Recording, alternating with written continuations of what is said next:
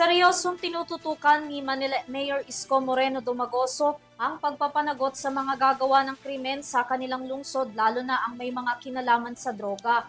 Ayon sa alkalde, titiyakin niyang ligtas ang buong Kamaynilaan at bantay sarado sa mga otoridad ang mga magtatangkang gumawa ng iligal. Kung ngayon ang kabuuan ng balita mula kay Catherine Landicho. Tiniyak ni Manila Mayor Isko Moreno Dumagoso na pananagutin ng sino mang mapapatunayang sangkot sa krimen sa lungsod. Ito'y kasabay ng pangakong tulong at suporta para sa mga biktima. Ayon sa alkalde, patuloy na pakikipag-ugnayan ng lokal na pamahalaan sa kapulisan at iba pang mga ahensya upang mapanatili ang kaayusan at kaligtasan ng kanila mamamayan. Anya, hindi ko konsintihin ng pamahalang lungsod ang anumang uri ng kriminalidad, lalo na ang mga may kinalaman sa iligal na droga at iba pang seryosong krimen. We'll go after you no matter how long, how short, to find you.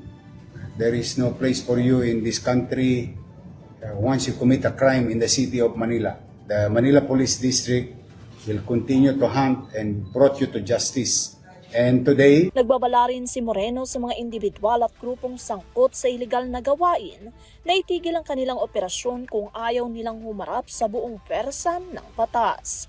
Patuloy naman ang pananawagan ng pamahalang lungsod sa publiko na makipagtulungan sa mga otoridad sa pamamagitan ng pag-ulat ng mga kahina-hinalang aktibidad upang mas papalakas ang kampanya kontra kriminalidad at masiguro na rin ang kapayapaan para sa lungsod. Para sa EURTV News, Catherine Landichos, masaludo sa bawat Pilipino.